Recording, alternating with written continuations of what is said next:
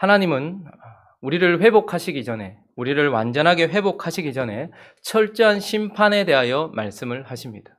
그리고 철저한 심판을 집행하시기 전에 하나님은 이 심판을 받을 우리의 죄가 무엇인지 낱낱이 계속해서 자세하게 고발을 하시고, 그리고 거기에 대하여 선고를 하십니다. 우리가 지난주 내내 살펴보는 것은 하나님께서 회복을 위하여 반드시 심판하시겠다 하시는 말씀과 동시에 그 심판이 집행되기 전 그 심판을 받을 자들의 죄상이 무엇인지를 또다시 반복적으로 우리에게 끊임없이 말씀을 해주고 있습니다.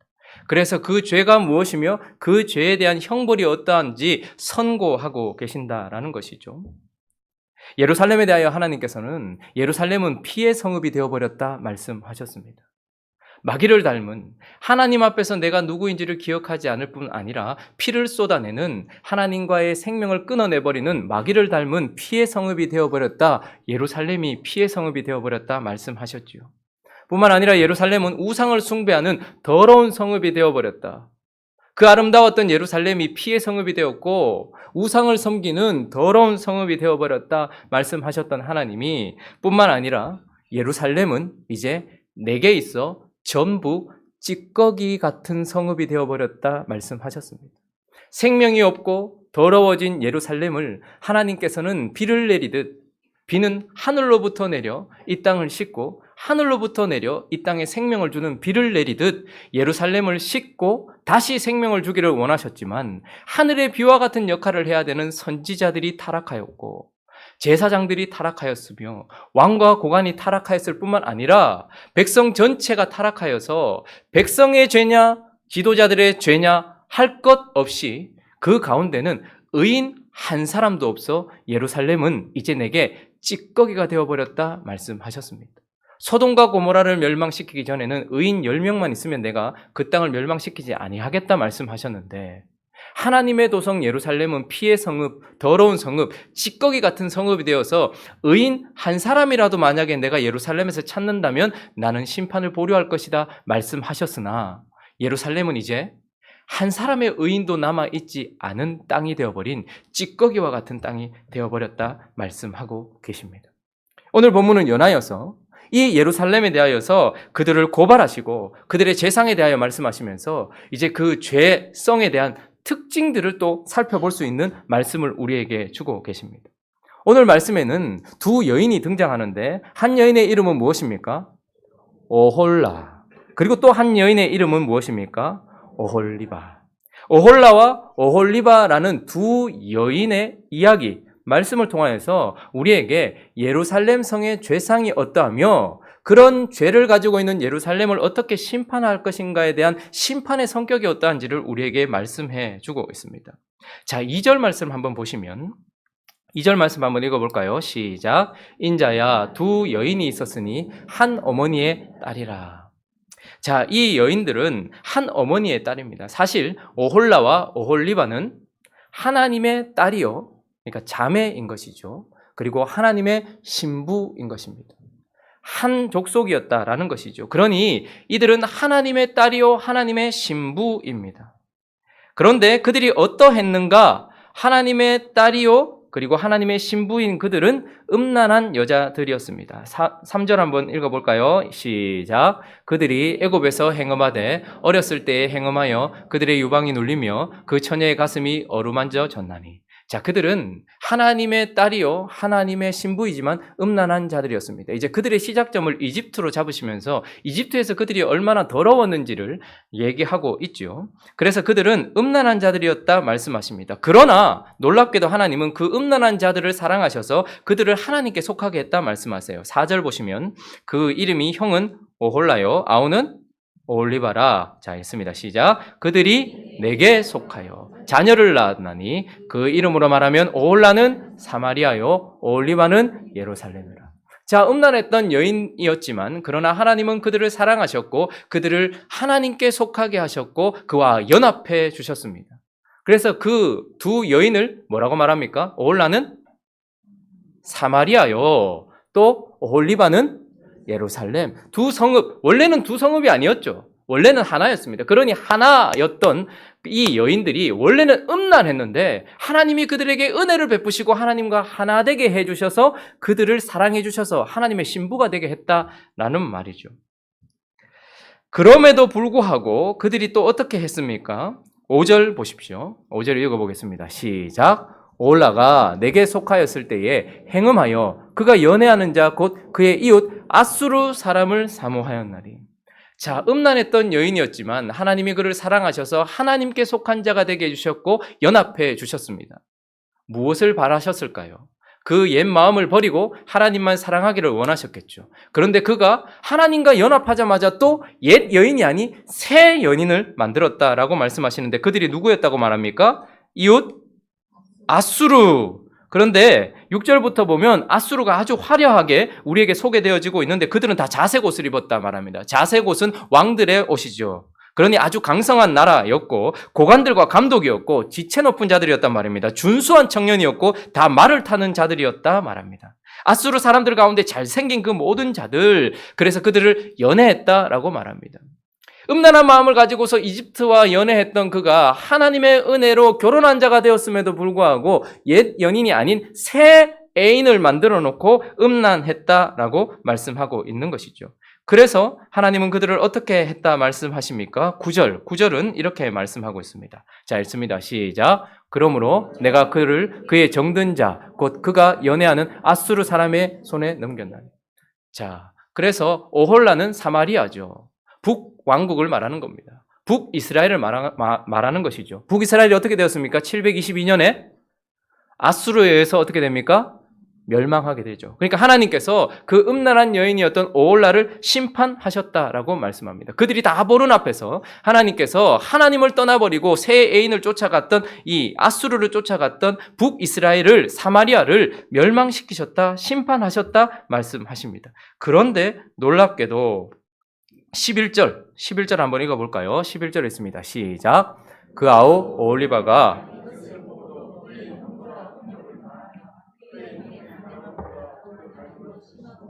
그의 형보다 더 부패하여 졌느니라. 자, 두 여인이 있었는데 오홀라, 북이스라엘을 상징하는 사마리아가 하나님을 버린 채 아수르, 그러니까 더 화려해 보이고 더 좋아 보이는 아수르와 연애하다가 하나님께서 그들을 심판하셔서 멸망했단 말입니다. 그래서 그를 통해서 하나님은 오홀리바를 더 경책하게 하시고 새롭게 하려고 하셨는데 놀랍게도 오홀리바는 그의 아우 오홀리바 예루살렘은 이것을 보고도 그 형보다 더 음욕을 더하며 간음함으로 그렇게 부패하여졌다라고 말씀하시고, 그래서 이후의 전체적인 내용은 그래서 내가 오홀리바 예루살렘을 심판할 것이다 라고 말씀하고 있는 것입니다.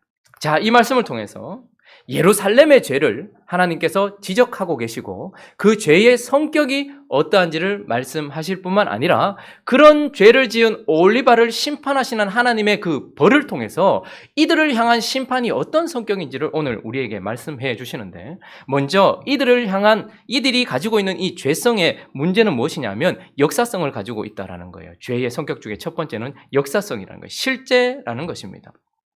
자, 우리 4절 말씀 다시 한번 읽어볼까요? 4절 시작. 그 이름이 형은 오홀라요 아우는 오홀리바라. 그들이 내게 속하여 자녀를 낳았나니 그 이름으로 말하면 오홀라는 사마리아요 오홀리바는 예루살렘이니라. 우리는 이 이야기를 살펴보면서 하나님께서 또 비유로 말씀하시나 보다 이렇게 생각할 수도 있어요.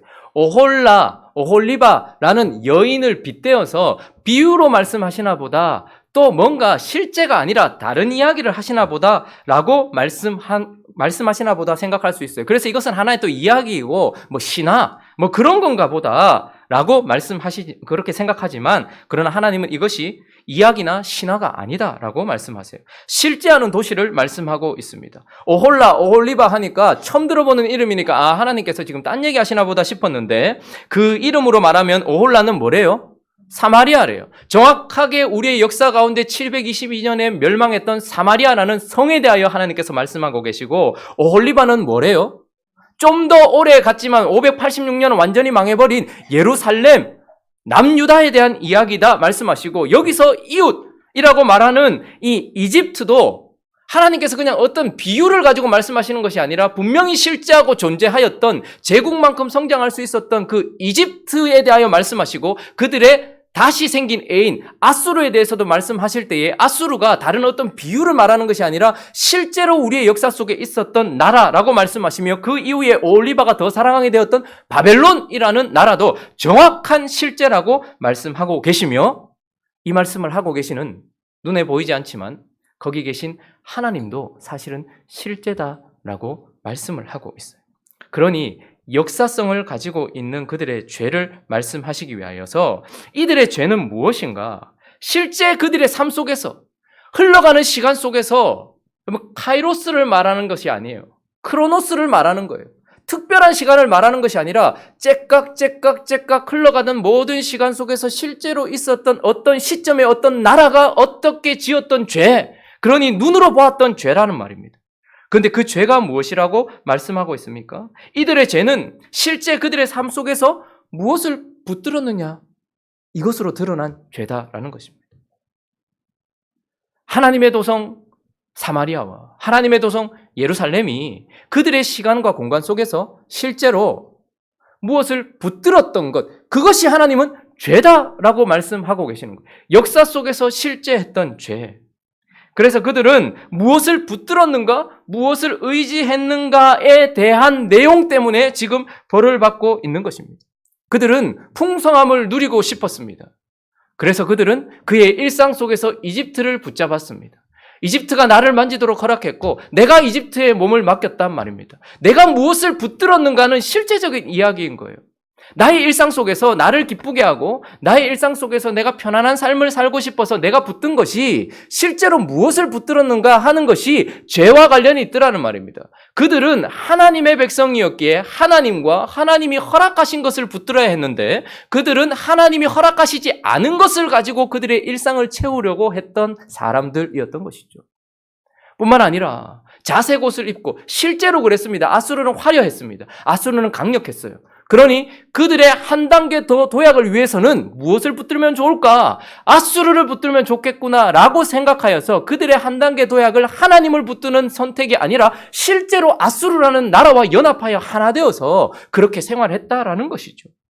뿐만 아니라 그들의 위기, 삶의 순간순간 찾아오는 위기 속에서 내가 어떻게 하면 이 위기를 벗어날 수 있을까라는 그 절체절명의 위기 속에서 그들은 바벨론이나 혹은 또다시 이집트를 붙들었다라고 말씀을 하고 있는 것입니다. 그들이 무엇을 붙들고 무엇을 의지했는가에 대한 죄를 역사 속에서 실제로 지적을 하고 계시는 것입니다. 그러나 그 시간 속에 있었던 그 공간 속에 있었던 그들은 아마 이것은 죄와 관련된 것이 아니라 국방의 문제다라고 생각했을지도 몰라요.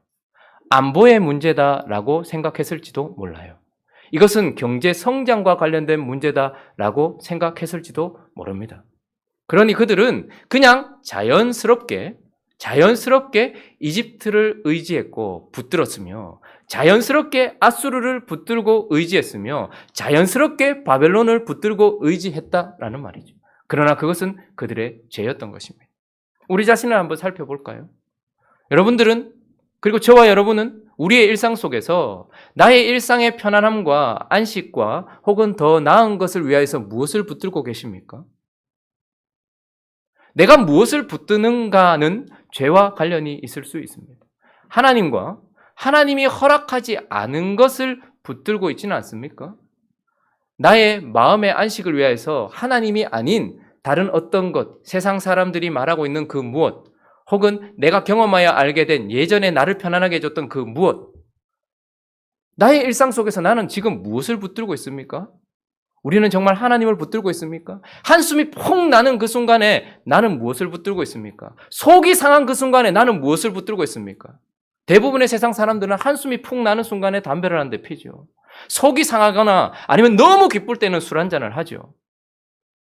이것은 그냥 기호의 문제다. 그냥 나의 선호의 문제다. 이것은 음식과 관련된 문제고 이것은 그냥 내 생활과 관련된 문제지 하나님과 관련된 건 아니라고 생각할지도 모르겠습니다. 그러나 우리의 크로노스, 우리의 시간 속에서 내가 있는 그 공간 속에서 나는 지금 내 일상을 무엇으로 채우고 있습니까? 나는 무엇을 붙들어서 지금 그 한숨을 가시게 만들고 무엇을 붙들어서 내 마음의 근심을 지금 벗어버리고 있냐는 말입니다. 뿐만 아니라 우리 인생은 늘 올라가고 싶어 합니다. 한 단계 도약하고 싶어 하죠. 성공하고 싶어 합니다. 그 성공을 위하여서 우리는 무엇을 붙듭니까? 그거는 직장생활과 관련된 문제지요. 사회생활에 관련된 문제지요. 신앙생활과는 관련이 없습니다. 생각할지 몰라요. 그러나 그 순간 내가 한 단계 더 도약하고 내가 좀 더 이윤을 남기고 내가 좀 더 나은 삶을 살기 위하여서 하나님께서 허락하신 것이 아닌 다른 것을 붙든다면 인맥을 붙들기도 하고 거짓을 붙들기도 하고 혹은 또 다른 힘이 되어줄 만한 것을 붙들기도 한다면 이들이 심판받아 하나님 앞에 꾸중을 듣고 있는 그들의 모습과 우리가 별반 다를 것이 없지 않겠습니까? 우리는 살다 보면 아주 자주 고난이 찾아오고 힘들고 어려운 일이 찾아옵니다. 그때에 그 고난을 무엇을 붙들고 넘어가십니까? 세상 사람들이 말하는 어떤 심리적인 효과 혹은 어떤 경제적인 어떤 편안함? 우리는 우리의 삶 속에서 무엇을 붙드냐는 말입니다. 그들은 자신의 시간을 걸어가고 있는 동안 자신의 역사를 아무리 바라봐도 우리가 뭘 잘못했는데 이집트가 풍성하니까 이집트의 것을 좀 누린 것이 뭐가 잘못이며 아수르가 강성해지니 아수르와 연합해서 우리가 나아가는 것이 뭐가 틀렸으며 바벨론이 이어서 세졌으니 바벨론과 함께 연합하는 것이 뭐 잘못인데 라고 말하면서 그들은 뻔뻔스럽게 있었을 것이고 그 앞에 우리는 왜 자신을 못 볼까? 라고 생각했을지 몰라요. 그러나 우리의 삶을 누군가가 객관적으로 주님과 함께 바라보고 있다면 우리의 평범한 일상 속에서 우리는 무엇을 붙들고 있습니까? 실제로 청소년들, 청년들은 자신의 그 하나님께서 주신 소중한 시간에 나의 무료함을 해결하기 위해서 핸드폰을 2시간, 3시간씩 보고 있습니다.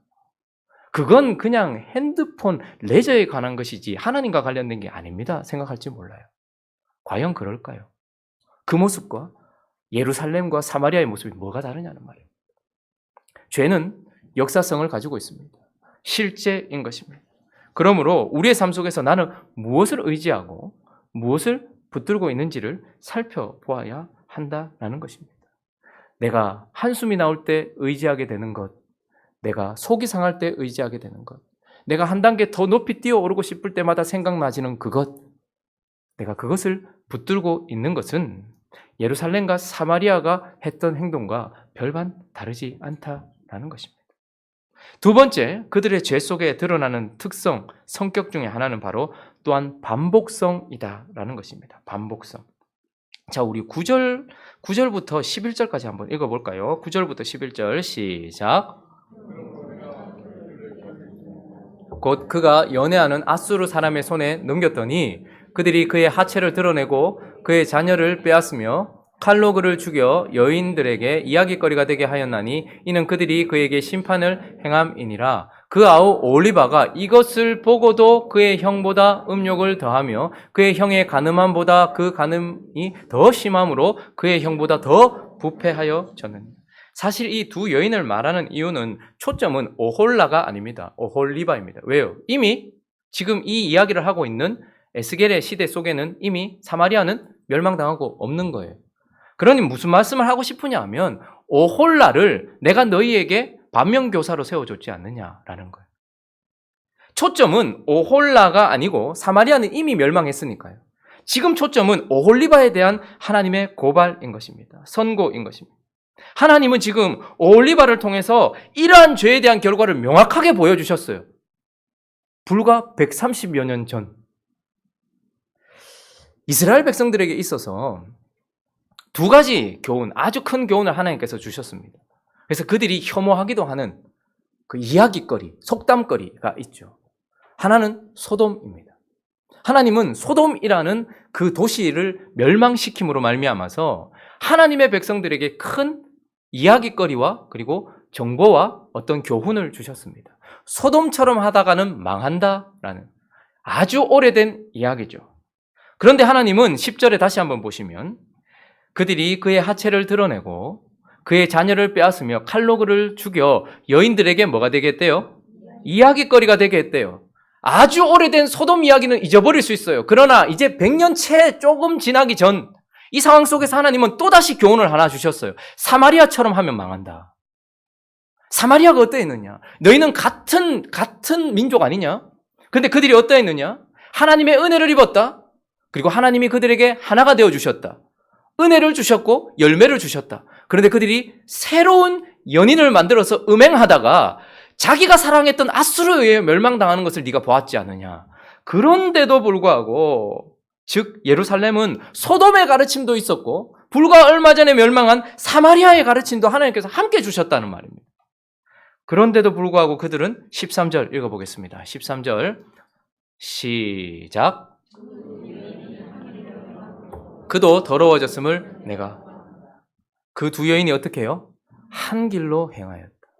사마리아가 걸어갔던 그 길을 고스란히 보면서도 소돔의 길을 봤으면서도 지금 그리고 얼마 전 사마리아의 멸망을 봤으면서도 고스란히 그 길을 걸어가며 하나님이 주시는 교훈을 배우지 않고서 또다시 죄를 반복하는 반복성을 가지고 있었다라는 것이죠.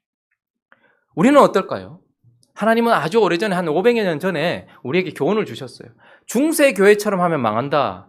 중세교회처럼 하면 하나님께 심판받는다. 라는 아주 오래된 마치 소돔의 이야기거리 같은 이야기를 주셨습니다. 그러나 그것만 주셨나요? 아니요. 하나님은 100여 년 마치 지금 사마리아가 멸망한 시기하고 비슷한 시기에 우리에게 또 다른 교훈을 주셨어요. 유럽의 교회들과 미국의 교회의 부패상을 우리에게 지금 보여주고 계세요. 유럽의 교회들이 지금 그냥 농담으로 하는 것이 아니라 유럽, 특별히 영국에 있는 교회들은 술집이 되기도 하고 두 종류 중에 하나예요. 쾌락을 위한 술집이 되기도 하고 또 하나는 이슬람 사원이 되기도 해요. 교회였습니다. 아주 큰 교회였습니다. 성도들이 북적북적했던 교회였습니다. 그런데 유럽의 교회가 문을 닫았어요. 문만 닫은 게 아니에요. 그 교회가 귀신의 소굴이 되어버렸어요. 음란 마귀의 귀신이 소굴이 되어 술집이 되어버리고 이슬람 사원이 되어버렸단 말이에요. 우린 그걸 고스란히 보고 있습니다. 그것도 채 130, 40년 전에 있었던 일이에요. 그걸 보여주고 계세요. 미국의 교회는 지금 아주 부패해버렸습니다. 목사들이 동성애를 받아들이고 목사들이 오히려 앞장서서 그렇게 하고 있는 미국 교회를 보고 있어요. 그런데 참으로 희한하죠. 우리는 지금 이 오홀라의 교훈을 받지 않은 오올리바를 보면서 우리가 오올리바와 똑같은 행동을 하고 있다는 것을 잘 몰라요.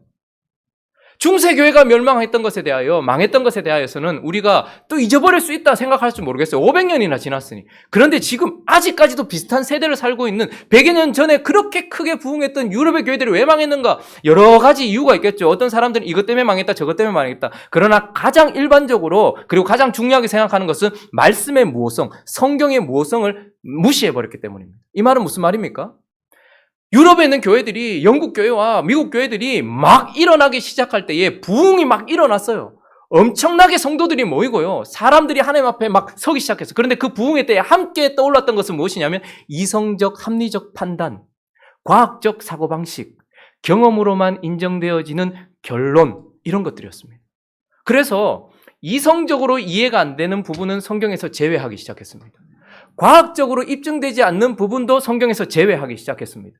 경험하여 알 수 없는 모든 부분들을 성경에서 제외하기 시작했어요. 그러니까 하나님의 말씀을 재단하기 시작했단 말입니다.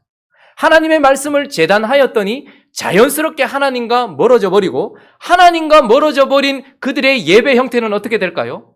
예배의 가장 중요한 것은 무엇입니까? 예배에 가장 많은 시간을 차지하고 있는 게 뭐예요? 설교잖아요. 이거는 목사가 중요하기 때문입니까? 아니요. 예배에 가장 중요한 것은 일주일 내내 세상 속에서 세상의 메시지를 듣다가 하루를 빼내어서 하나님의 음성을 듣는 거예요. 그러니까 말씀이 가장 중요한 지점에 있었던 것이죠. 그런데 성경의 무호성을 무시해버리고 하나님의 말씀과 멀어지고 하나님과 멀어져 버리니까 그들의 예배 속에 이제 말씀은 15분, 12분으로 줄어버리고 대부분의 그 시간은 무엇으로 채워졌습니까? 다른 요소로 채워졌어요. 찬양이 나쁜 것도 아니고 다른 메시지 이외에 다른 어떤 것이 나쁜 것은 아니지만 말씀 시간에 말씀은 줄고 그걸로 채워버리더란 말입니다. 그런데 그렇게 하는 동안 반짝반짝 부흥했어요. 와, 새로운 예배다. 새로운 형태의 새로움이다. 이렇게 말했습니다. 그러니 말씀은 줄고 그 시간에 다른 것들로 많이 채워졌습니다. 그러다 보니 사람들이 더 많이 모였고 하나님과 멀어진 상태에서 예배는 하나님께 집중하고 하나님께 신경 쓰기보다는 모여있고 예배를 드리는 사람들에게 집중하다 보니까 드리는 사람들이 어떻게 받아들이느냐가 더 중요하게 된 거예요. 그러니까 강단이 무대처럼 중심에 가 있고 그리고 그 속에서 찬양이나 우리의 마음을 들어 올릴 수 있는 어떤 요소들이 좋다라고 받아들여지면 하나님이 뭐라고 받으시는가와 상관없이 사람에게 맞춰진 예배가 되었어요. 그렇게 20년, 30년 흐르는 동안 이런 부흥을 보면서 그 끝을 지금 우리에게 보여주고 계시는데 그래서 문을 닫았는데 그때 반짝했던 것을 가지고 우리는 고스란히 그것을 도입해오면서 선진문물이다 말하고 새로운 예배의 형태를 주신 하나님의 은혜다라고 말하면서 한국 교회들이 그렇게 받아들이고 같은 길로 갔습니다. 그리고 지금 우리는 이제 보게 됩니다. 그렇게 잠깐 반짝했다가 완전히 문을 닫아버린 그들의 길을 동일하게 걸어갔던 지금의 교회들. 우리가 말하는 성공했다라고 말하고 우리가 소위 말하듯이 그냥 저 교회는 부흥했다라고 말하는 그 교회들이 지금 문제들로 일어나고 있는 거예요. 그러나 이것은 새로운 뉴스가 아니에요. 불과 100여 년 전에 이미 저기에서 있었던 이야기예요. 올리바가 겪고 있는, 예루살렘이 겪고 있는 이 일은 새로운 이야기가 아니에요. 136여 년 전에 사마리아에서 이미 있었던 이야기였다는 말입니다. 그런데 그들은 그 길에서 벗어나지 않고 한 길로 행하여서 고스란히 그것을 따라가고 있다라고 말하고 있는 것입니다. 하나님은 우리에게 참 좋은 사람들과 참 모범이 되는 교회와 예수를 닮은 사람들을 우리 앞에 두셔서 우리를 가르치기도 하시지만 우리의 길이 틀렸다라는 것을 보여주기 위하여서 오홀라를 세우실 때가 있습니다. 미국의 교회와 유럽의 교회에 우리는 많은 빚을 졌지만 그리고 오홀리바는 사마리아에게, 예루살렘은 사마리아에게 많은 빚을 졌지만 그러나 그들을 통하여서 그 길을 가면 안 된다는 것을 보여주는 반면교사였음에도 불구하고 불과 얼마 전에 이 길을 가다가 망한 오홀라를 하나님이 눈물 어린 마음으로 그들을 치시고 심판하셔서 오홀리바를 지금 가르치고 계시는데 한 길로 행함으로 그 두 여인이 한 길로 행함으로 그도 더러워졌음을 내가 보았노라. 유럽의 교회가 미국의 교회가 그렇게 되는 것을 보고 내가 지금 이렇게 가면 안 된다라고 심판하여서 교회 문을 닫았음에도 불구하고 또다시 부흥을 달리고 있던 한국 교회가 혹은 우리 자신이 또다시 그 길로 걸어가고 있는 것을 더러워졌음을 내가 보았노라. 예루살렘의 죄는 반복성을 가지고 있는 것입니다. 주의하여 하나님의 교훈을 바라보지 않는 반복성을 가지고 있었던 것이죠. 또 한 가지 그들의 죄의 특징 중에 하나, 세 번째는 바로 패역성입니다. 패역성. 자, 17절 말씀 한번 읽어주시겠습니까? 시작. 음행으로 그를 더럽힘에 그가 더럽힘을 입은 후에 그들을 싫어하는 마음이, 여러분 17절에 엄청난 은혜의 말씀이 있어요. 아수르를 연애했던 그들이 바벨론을 보게 된 거예요. 와, 바벨론이 더 멋진 거예요. 그래서 바벨론을 향한 마음이 생겨서 바벨론 사신들을 불러놓고 이제 연합했어요. 실컷 즐겼단 말입니다. 그런데 바벨론 사람이 나와 연애하는 침상에 올라 음행으로 그를 더럽힘에 그가 더럽힘을 입은 후에 바벨론 한번 붙들어 봤거든요. 근데 놀라운 은혜의 타이밍이 있었어요. 그가 더럽힘을 입은 후에 읽습니다. 시작. 그들을 싫어하는 마음이 생겼는. 이거는 정말 큰 은혜예요. 내가 돈을 막 줬다가 내가 쾌락을 막 줬다가 내가 권력을 막 줬다가 그걸 한번 붙들어 봤거든요. 그런데 보통은 보면 그걸 딱 붙들었다가 뭐죠? 더 큰 쾌락과 더 큰 권력과 더 큰 것을 요구하게 돼 있어요. 그래서 멈추지 못해요. 그런데 지금 하나님이 예루살렘 오홀리바에게 은혜를 주셔서 싫어하는 마음이 생겼다. 아, 허무하다. 아, 이건 아닌데. 이런 마음을 주신 거예요. 얼마나 은혜입니까? 계속해서 죄 짓고 있던 사람이 그 죄가 싫어졌다. 여러분, 뭐 술 때문에, 담배 때문에, 마약 때문에, 간음 때문에 지금 막 하나님 앞에 끊고 싶어가지고 주여, 제발, 주여! 담배 딱 땡기면 막 목에 팍 피가 나고 막 싫어지고 술 한잔 딱 먹으면 막 퇴인 하고 싶고 여자 보면 막 돌처럼 여겨지고 막 더럽게 보이고 막 이래야 되는데 여자 보면 더 예뻐 보이고 한 대 피면 두 대 피고 싶고 한 잔 마시면 더 좋고 이게 우리의 제일 연약한 부분 아닙니까? 그런데 하나님이 더럽힘을 입은 후에 싫어한 마음이 생겼다는 거예요. 아, 바벨론 아니다. 이때가 은혜의 타이밍 아닙니까? 그런데 19절부터 한번 읽어보겠습니다. 19절부터 21절까지 시작. 그가 그의 음행을 더하여 젊었을 때 곧 애굽 땅에서 행음하던 때를 생각하고 그의 하체는 나귀 같고 그의 정수는 말 같은 음란한 간부를 사랑하였도다. 네가 젊었을 때에 행음하여 애굽 사람에게 내 가슴과 유방이 어루만져졌던 것을 아직도. 제가 살짝 새벽에 기도할 때마다 주일날 제일 많이 모이니까 주일 설교 본문 중에는 조금 이런 민망한 부분이 좀 없었으면 좋겠다라고 하는데 지난주도 그렇고 오히려 더 센 본문들이 계속해서 나오고 있어요. 하체가 나귀 같다. 하체, 저건 성기를 말하는 것입니다. 정수는 정액을 말하는 거예요. 은혜의 때, 바벨론이 싫어진 그 은혜의 때에 그가 바벨론이 싫어졌어요. 새로운 애인이죠. 아수르도 사랑했다가 또 다른 애인 바벨론을 사랑했어요. 싫어졌어요. 그러면 지금 옆에 계신 하나님께 돌아오라는 신호 아닙니까? 옆에서 지금 이 마음을, 이 찢어지는 마음을 가지고서, 이 분노하는 마음을 가지고서 옆에 계신 하나님께 돌아오라는 거 아니에요? 근데 이들이 어떻게 돼요? 뒤로 돌아서 저기 애굽, 어렸을 때 자기를 어루만졌던 애굽을 생각하면서 다시 이집트를 연애하게 되는 마음으로 가버렸다. 이렇게 말합니다. 이걸 패역성이라고 말합니다. 패역이라는 것은 인륜을 저버리고 상식을 저버린 상태에서 하나님을 대하는 원리를 말하는 거. 누가 봐도 예수 안 믿는 사람도 마치 요나를 향해서 선원들이 이 일이 누구 때문에 일어났냐? 제비 뽑아보자. 제비 뽑으니까 요나가 나오는 거예요. 니 뭐 하는 사람인데? 나 하나님의 선지자다. 깜짝 놀라는 거예요. 그러면 지금 너 때문이냐? 너 왜? 하나님의 선지자 왜 너희 신이 이렇게 노했냐? 아, 내가 우리 신이 저기 가라 했는데 내가 지금 도망가고 있거든. 이방 사람들이 깜짝 놀라는 거예요. 네가 신한테 그래가 되나? 그런데도 살리려고 노력하는 것처럼 패역이라는 것은 그냥 예수 믿지 않는 사람도 그냥 우리가 교회 다니니까 하나님 믿는다고 알 거 아닙니까? 그런데 하나님을 그래 대해도 되나? 이렇게 생각되어지는 상태를 말하는 거예요. 어떻게 네가 하나님 앞에, 야, 나는 하나님을 안 믿지만 니는 교회 다니면서 하나님이 네 사랑한다며. 야, 그런데 어떻게 하나님 앞에, 이거는 인륜적으로 봐도, 그냥 인간적인 도덕적 수준으로 봐도, 그리고 상식적으로 봐도 말이 안 된다. 야, 니 지금 이렇게 된 거, 니 바벨론 때문이라며. 그러면 하나님께 가야 되는 거야. 근데 니 또 이집트에 가려고? 이거는 그냥 예수 믿지 않는 사람도 그렇게 생각하는 패역성. 그런 마음으로 일부러 하나님께 돌아오지 않는 것, 이게 패역성인 것입니다. 어떤 분이 아주 가슴 아픈 이야기를 하는 것을 보았습니다.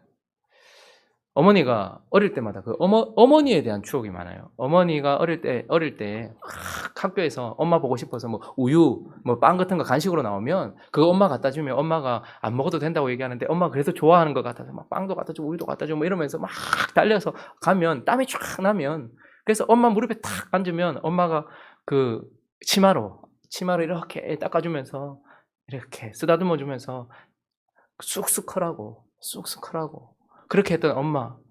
시간이 많이 지나고 내가 쑥쑥 크면 엄마는 쑥쑥 작아진다는 것을 깨달을 쯤에 엄마가 전화가 오는데 자꾸 이상한 얘기 일반적으로 하니 전화가 어디 있노? 전화를 해놓고 전화가 어딘지 모르겠다. 엄마 지금 나한테 전화했잖아. 처음에는 농담처럼 생각했다는 거. 야, 우리 아파트 이름이 뭐고? 이거가 저거가. 엄마 장난하지 마라. 엄마 왜 이러노? 그런데 심각성을 느끼고 병원에 갔을 때에 결국 엄마가 계속해서 기억을 잃어가고 있다는 것을 깨달은 거예요. 그 진단을 받았던 그때 거기서 나와서 엄마 품에 안겨서 한참 울었다는 거예요. 엄마를 품에 안고. 그런데 엄마가 머리를 이렇게 쓰다듬으면서 엄마가 그 순간에 아가 울지 마라. 시계 말고 레고 사줄게. 그 이야기를 듣고 이 사람이 억장이 무너졌다는 거예요. 아주 어렸을 때 초등학교 때 크리스마스 날 이 양말을 걸어놨을 때 자기는 너무 레고가 갖고 싶어서 레고를 사달라고 이야기를 했는데 그때 선물이 시계가 왔던 때가 있었대요. 근데 그날 그 크리스마스 때 너무 울었다는 거예요, 자기가. 그러니까 그때 엄마가 아가 울지 마라. 시계 말고 레고 사줄게. 그래서 그 엄마의 그 말을 듣는 순간 도대체 엄마의 기억은 어디에 가 있는가? 몇 년도에 도대체 가 계시는 건가? 도대체 엄마는 지금 어디를 살고 계시는 건가? 억장이 무너지더라는 거. 우리가 살다 보면 원치 않게 우리의 기억을 잃고 우리가 그것을 기억해내지 못할 때가 있습니다. 이제 내 속에서 소중했던 것들을 잊어버릴 때도 있어요. 그런데 지금 이 예루살렘이, 오홀리바가 하나님을 잃어버린 것은 이런 잃어버린 것과는 다른 거예요. 작정하고 의도하면서 하나님께 돌아가지 않기로 한 패역성. 이것이 그들의 특징인 것입니다. 내가 죽어도 하나님께는 돌아가지 않는다. 내가 지금 실증이 나도 다시 애굽으로는 돌아가도 내게 많은 은혜를 주셨고 내게 모든 것을 주셨던 하나님은 마치 없는 것처럼, 그들에게는 하나님이 실제도 아니요, 그들에게는 하나님이 사랑의 대상도 아니요, 그들에게는 하나님이 아무것도 아닌 것처럼 생각해버리는 이 모습, 그것이 바로 패역성인 것입니다. 이런 그들을 향하여서 이제 하나님이 심판을 선포하시죠. 그들의 벌이 무엇인가? 그 성격, 심판의 성격에 대하여서 우리 22절 먼저 한번 읽어볼까요? 9절도 먼저 한번 읽어보죠. 9절 있습니다. 시작.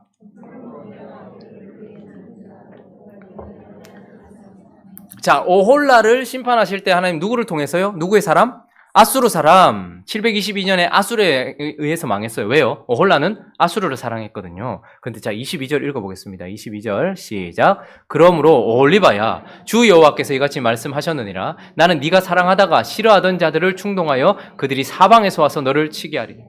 똑같은 심판을 하시는데 그가 사랑했던 자 누굽니까? 바벨론.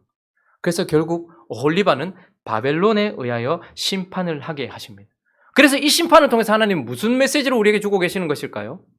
내가 사랑했던 그 모든 것이 얼마나 허무한지를 알게 하시는 심판이라는 말입니다. 내가 돈을 이만큼 사랑해봤고, 내가 쾌락을 이만큼 사랑해봤고, 내가 권력을 이만큼 사랑해봤고, 혹은 내가 나 자신을 이만큼 사랑해봤는데 그 바벨론에 의하여서 내가 심판받음으로 말미암아 내가 하나님 아닌 것을 붙들 때마다 그것이 얼마나 보잘것없는 것인지, 이것이 얼마나 악한 것인지를 알게 하시는 심판. 그러니까 그 심판은 그냥 무조건 때리는 심판이 아니에요. 그것을 통하여서 이거 허무하다, 이거 따라가다가는 안 되는구나 라는 것을 깨닫게 하시려는 벌, 그것을 주신다라는 것입니다. 뿐만 아니라 25절, 이 심판의 특징은 25절 읽어보겠습니다. 시작.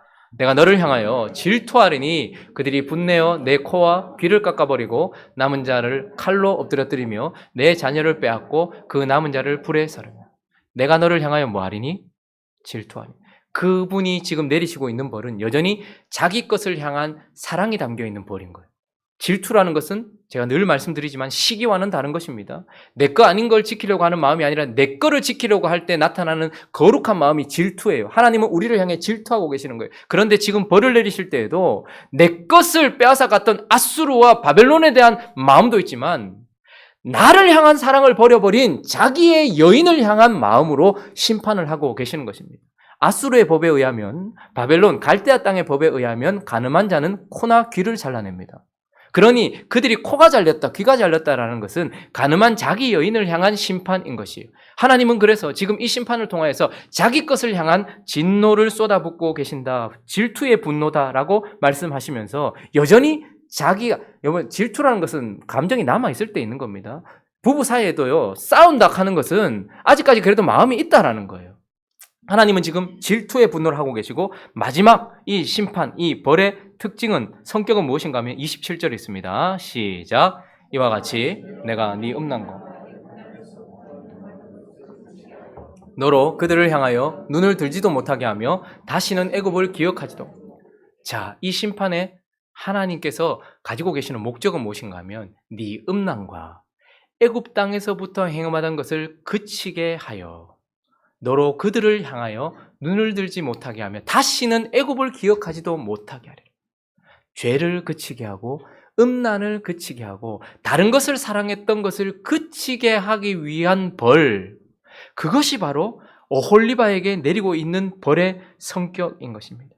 그러니 여전히 하나님은 오홀리바를 자기의 것이라 말씀하시면서 오홀리바가 붙들었던 아수르나 바벨론이나 이집트가 얼마나 허무한지를 깨닫게 하시는 벌이며, 그리고 그들이 가지고 있었던 그 죄성을 그치게 하시려는 벌을 주고 계신다라고 말씀을 하고 있는 것입니다. 계속해서 하나님은 지금 고발하시고 선고를 하고 계시는데 말씀을 정리하려고 합니다. 그런데 지금 이것을 누구에게 주고 계십니까? 누구한테 지금 에스겔을 통해서 말씀하고 계세요? 예루살렘 거민들한테 말씀하고 계세요? 아니면 사로잡혀 와 있는 자들에게 말씀하고 계세요? 사로잡아 와서 예루살렘의 멸망을 보면서 새롭게 되어야 될 남아있는 자들에게 말씀하고 계시는 것입니다. 오늘 이 말씀을 많은 주석에서는 그냥 그 이름에는 별 의미가 없다, 이렇게 얘기를 합니다. 왜냐하면 성경에 오홀라, 오홀리바는 단지 여기서만 딱 나타나요. 근데 어제 말씀을 묵상하다가 아무리 생각해봐도 굳이 사마리아, 예루살렘 이렇게 말씀하셨으면 됐을 것을 굳이 왜 오홀라, 특별히 오홀리바라는 이름을 주셨을까? 여러분, 이름이라는 것은 아주 독특한 것입니다. 이름이라는 것은 내가 이름을 지어줄 때에 의미가 있는 거예요. 누군가가 나의 이름을 부르고 내가 누군가의 이름을 부르는 순간 우리는 특별한 관계가 되어지는 것입니다. 아비는 자녀의 이름을 지음으로 말미암아 관계를 형성하는 것입니다. 사랑하는 관계 속에서는 애칭, 누구도 쓰지 않는 애칭을 통하여서 서로의 관계를 이름 지어주는 것이죠. 하나님은 모든 도시가, 성경에 나오는 모든 도시가요, 여성이에요, 여성. 그러니까 도시는 남성이신 하나님의 신부인 것이죠. 그런데 모든 도시, 대부분의 도시는 다 하나님이 이름을 지으셨지만 사람들을 통해서 이름을 지으셨어요. 예루살렘이라는 것도 사람들의 입을 통하여 지으셨고, 이집트라는 것도, 그리고 바벨론이라는 것도 다 사람들의 입을 통하여서 이름을 지으셨어요. 그러나 성경에서 단 한 번 이곳에 나오는 오홀리바는 하나님이 한 번도 드러내 보시지 않은 자신의 마음속에 있었던 예루살렘을 향한 이름이었던 것이라는 생각이 들었습니다. 하나님은 자신의 특별한 딸인 예루살렘을 보면서 아무에게도 부르기를 허락하지 않고 나만 오홀리바라고 부르셨던 것 같아요. 하나님은 아무도 부르기를 허락하지 않고 나의 연인인 예루살렘을 향하여서 오홀리바라고 부르셨던 것 같아요. 그러니 오홀리바라는 이름의 뜻은 나의 장막이 그녀 안에 있다, 이런 뜻입니다. 이 말은 무슨 말입니까? 오홀리바는, 예루살렘은 사람들이 일반적으로 예루살렘이라 부르는, 그러나 에스겔 23장에 딱 한 번 등장하고 다시는 나오지 않는 이 오홀리바라는 이름 속에는 내가 예루살렘을, 이 오홀리바를 나의 전부를 투자한 나의 특별한 연인과 딸이다라고 부르신 그분의 마음이 담겨있는 이름이다라는 생각이 들었습니다. 내 장막이 그녀 안에 있다. 그 말은 하나님의 임재가 예루살렘에 있고, 하나님의 축복이 예루살렘에 있고, 하나님의 열심이 예루살렘에 있고, 하나님의 전부가 예루살렘에 있는 특별한 도시였던 것입니다. 그런데 하나님은 이제 그 오직 자신만 부르셨던 오홀리바를 완전히 심판하시고 죄에 대하여 고발하시면서 그 오홀리바의 심판을 통하여서 우리를 가르치고 계시는 거예요. 그 죄가 무엇인지, 그리고 그 심판을 통해서 내가 무엇을 하기를 원하는지.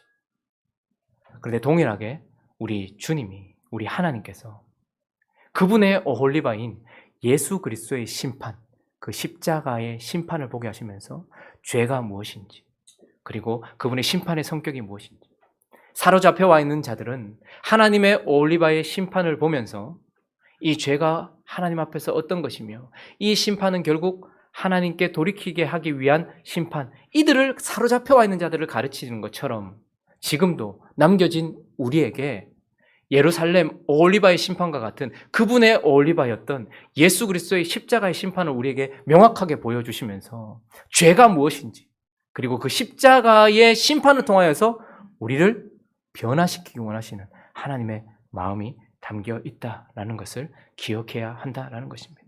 그러므로 그들이 남은 자가 되어 오홀리바의 멸망을 바라보고 돌이켜야 되는 것처럼 남은 자가 된 우리는 진정한 오홀리바가 되신 예수 그리스도의 십자가를 보면서 돌이켜서 하나님의 백성답게 살아가야 한다라는 것을 마음에 새겼으면 좋겠습니다.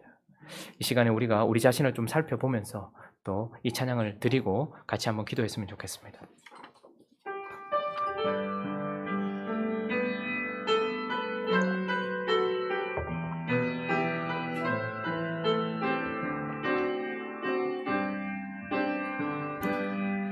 내가 주인 삼은 모든 것 내려놓고 내 주 대신 주 앞에 나와 내가 사랑했던 모든 것 내려놓고 주님만 사랑해. 내가 주인 삼은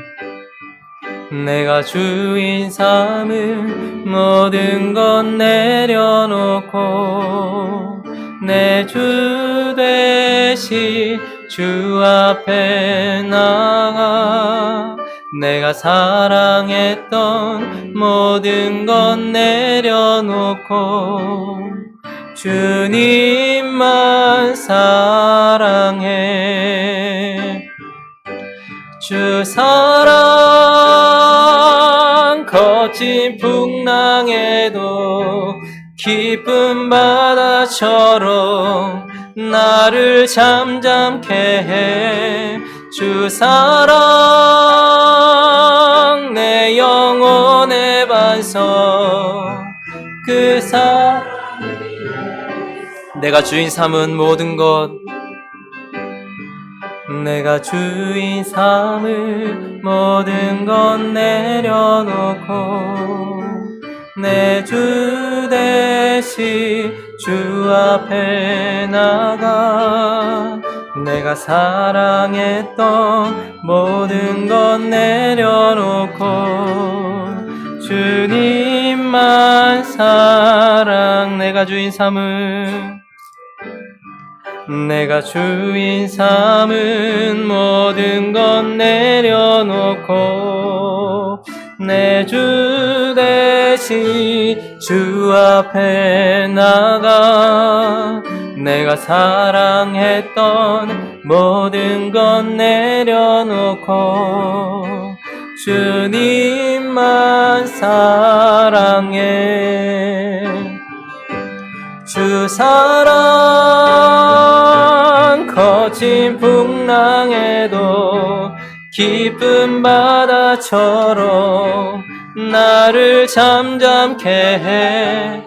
주 사랑 내 영혼의 반석 그 사랑 위에 서리. 우리 시간 함께 한번 기도할 때에 그들은 국방에 관한 문제다, 기호에 관한 문제다, 안보에 관한 문제다라고 생각했을지 모를 그들의 시간 속에 그들의 선택이 하나님은 죄와 관련이 있다라고 말씀하십니다. 나는 나의 일상 속에 무엇을 붙듭니까? 나를 기쁘게 만들어주고 내가 쉬었다라고 말할 수 있는 것은 무엇이며 내 위기 속에 나를 이기게 만드는 것, 그게 무엇입니까? 로마서 6장 16절에 이렇게 말합니다. 너희 자신을 종으로 내주어 누구에게 순종하든지 그 순종함을 받는 자의 종이 되는 줄 너희가 알지 못하느냐? 혹은 죄의 종으로 사망에 이르고 혹은 순종의 종으로 의에 이르느니라. 이건 휘황된 어떤 어려운 말을 하는 것이 아니라 너 하루 종일 뭐 붙들고 사느냐? 그거 붙들면 그것의 종 아니냐라고 말씀하고 있는 것이죠. 죄는 역사성과 실제성을 가지고 있습니다. 하나님, 내가 정말 하나님만 붙들고 있는지, 하나님이 허락하신 것을 붙들고 있는지, 아니면 너무 쉽게 아무 생각 없이 나는 아수르와 바벨론과 이집트를 붙들면서 하나님 앞에 서 있다고 착각하고 있지는 않은지 우리 자신을 볼 수 있게 해달라고, 내가 사랑했던 것, 그것이 무엇인지 볼 수 있게 해달라고, 그리고 나는 하나님께 배우고 있는지, 오홀라를 통하여 배우고 있는지, 나는 패역한 존재는 아닌지 돌아보면서, 그러나 그런 우리를 놓지 아니하시고 그분은 여전히 우리의 상처가 코가 잘리고 귀가 잘린 것이라면 큰 상처이긴 하지만 여전히 질투하시는 하나님의 사랑이 담겨있고, 결국은 내가 사랑했던 것이 허무하다는 것을 알게 하시는 심판이며, 하나님 앞에서 이제 그것을 향하여 눈을 들지 못하게 하시며 하나님만 찾게 하시기 위한 심판이라는 것을 기억하면서 오홀리바의 심판을 통하여서 남은 자들이 변화되어 될 것처럼 예수 그리스도의 심판을 보면서 우리도 변화되어질 수 있게 달라고 우리 시간 우리 자신을 올려드리며 한번 기도하도록 하겠습니다. 기도하겠습니다. 하나님, 우리가 방금 찬송했습니다. 내가 주인 삼은 모든 건 내려놓고 내 주 대신 주 앞에 나가 내가 사랑했던 모든 건 내려놓고 주님만 사랑하겠다라고 우리가 찬송했습니다. 하나님, 이것은 성령께서 우리에게 말씀해 주시지 않으면 깨달을 수 없습니다. 내가 붙들고 있는 이것이 무엇인지 우리는 잘 알지 못할 때가 많습니다. 이집트를 붙드는 것이 뭐가 잘못이며, 아수르를 의지하는 것이 뭐가 잘못이며, 바벨론을 의지하는 것이 뭐가 잘못인지, 내가 지금 내 삶 속에서 그거 붙든 것이 뭐 잘못인지 우리는 성령께서 말씀해 주시지 않으면 볼 수 없습니다. 그러나 하나님 아버지, 오늘 이 오홀리바가 심판을 받았던 이유는 그들이 무엇을 의지했는가, 그들이 무엇을 붙들었는가와 상관이 있습니다. 하나님, 우리는 우리의 일상에, 우리의 위기에, 우리의 한 걸음 도약에 무엇을 붙들고 있는지 우리 자신을 보게 하여 주셔서 오직 주님만 붙들며 주님만 사랑하는 우리가 되어줄 수 있도록 인도하여 주시옵소서. 하나님은 이스라엘 백성들에게 소돔의 교훈만 주신 것이 아니라 사마리아의 교훈도 함께 주셨습니다. 하나님, 우리는 지금 어떻습니까? 내 주변에는 나에게 바른 길을 걸어가기를 가르쳐주는 귀한 모범도 있지만, 그러나 그 길로 들어서면 안 된다라는 것을 보여주는 사람들도 있습니다. 하나님, 500년 전에 문을 닫아야 했던, 하나님께 심판을 받아야 했던 중세의 교회, 그 교훈만 우리가 가지고 있는 것이 아니라 우리는 지금 114년 전, 수십 년 전 하나님께서 우리에게 가르치기 위하여 주셨던 유럽 교회와 미국 교회와 앞선 교회들의 교훈을 주셨습니다. 그들이 반짝 빛났지만 그러나 그들은 완전히 빛을 잃어버린 것처럼 그들이 갔던 그 길을 걸어가면 안 되는데도 우리는 지금 그 길 걸어가고 있지 않습니까? 하나님 아버지, 우리가 반복성을 가지고서 죄를 짓지 말도록 하나님께 배우는 자들이 되어줄 수 있도록 도와주시옵시고, 무엇보다도 우리의 폐역성을 주여 고쳐주시옵소서. 내가 바벨론은 버려도 이집트로 가지, 차라리 이집트로 가지, 하나님은 없어라고 말하는 우리의 폐역성, 결코 돌아가지 않는 아버지, 우리의 폐역성을 주여 불쌍히 여기시고 고쳐주시고, 하나님, 우리가 어쩔 수 없는 기억상실증에 걸리거나 기억을 잃어버리는 것이 아니라 우리는 작정하고 그것으로 가지 않으려고 하는 폐역성을 가지고 있습니다. 주여 우리를 고쳐주셔서 하나님이 위기를 주시고 고난을 주시고 아픔을 주시면 그 가운데서 하나님께로 나아가는 그런 은혜의 사람들 되어질 수 있도록 인도하여 주시옵시고, 하나님의 마음을 받을 수 있도록 도와주시옵소서.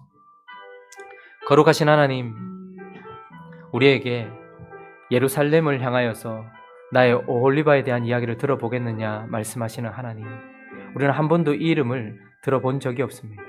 그러나 이 심판의 때에 가장 가슴 아픈 순간에 하나님께서는 내게 오홀리바가 있었다, 나의 장막이 그녀 안에 있다 라고 말했던 나의 특별한 딸, 나의 사랑스러운 연인 오홀리바, 그러나 그녀는 나를 버렸고 끊임없이 음행했으며 끊임없이 죽음을 향해 달려갔다.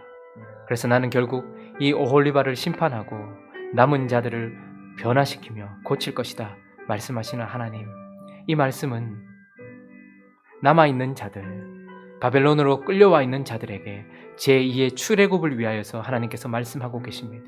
죄로부터 벗어나기 위하여서, 자아로부터 벗어나서 하나님을 예배하는 자가 되게 하시려고 하나님은 지금 질투의 분노로 아수르와 바벨론의 허무함을 보이며 너희의 죄를 그치게 하려고 나는 나의 오홀리바를 심판한다. 우리가 그리스도의 십자가를 볼 때에도 하나님의 이 마음을 읽을 수 있도록 우리를 깨워 주시옵소서. 그분의 오홀리바였던 예수 그리스도께서 우리가 붙들었던 모든 것들을 끌어안고 십자가에서 죽으셨고, 그 죽음으로 말미암아 우리는 죄를 그치게 되었습니다. 하나님, 그러므로 이제 우리가 방금 찬양했던 것처럼 내가 주인 삼고 내가 사랑했고 내가 붙들었던 것, 그 모든 것 내려놓고 오직 주님만 사랑하는 그런 하나님의 진정한 오홀리바가 될 수 있도록 은혜 베풀어 주시옵시고, 행복한 우리 교회 고쳐주시고 변화시켜 주시며 하나님의 은혜 가운데 있게 하여 주시옵소서. 감사합니다. 우리 주 예수 그리스도의 이름으로 기도드립니다.